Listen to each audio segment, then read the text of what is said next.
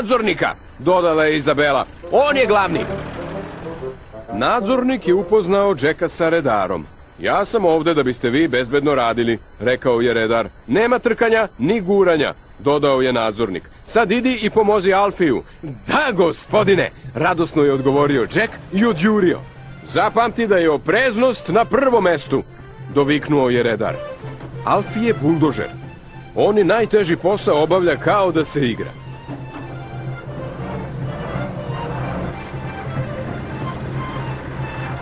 Ja sam Jack, došao sam da pomognem. Više pomoći znači više prljavštine, a više prljavštine znači više zabave. Ja sam Alfi. Jack i Alfi su naporno radili i ludo se zabavljali. Odjednom je prošao teretni kamion. Max!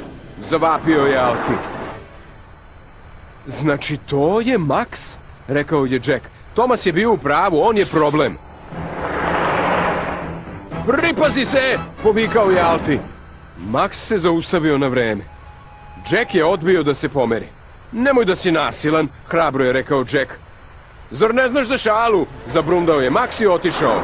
Hvala ti, Jack, rekao je Alfi. Nadzornik je povikao. Olivere, pomeri ovo kamenje. Ja ću, viknuo je Jack. Zahvatio je punu lopatu kamenja. Stani, povikao je redar. Jack nije stao. Silno je želeo da bude od pomoći. Ne, povikala je Izabela. Bilo je i suviše kasno. O ne, zavapio je. Ups, pucnuo je Jack. Gospođica Jenny je bila srećna što je Jack dobro, ali bila je i razočarana. Opreznost, strogo je rekla, znači da se ne guraš tamo gdje ti nije mesto. Žao mi je, gospođice Jenny, tužno je rekao Jack. Možda nisi spreman da budeš deo ekipe, uzdahnula je gospođica Jenny. Vidjet ćemo šta će biti sutra. Jack je bio tužan, pošto je gospođica Jenny otišla. Izabela je videla da je nesrećan. Ti si dobar bager, rekla je. I dobar si drug, dodao je Alfi. Važno je biti dobar prijatelj, rekao je Thomas.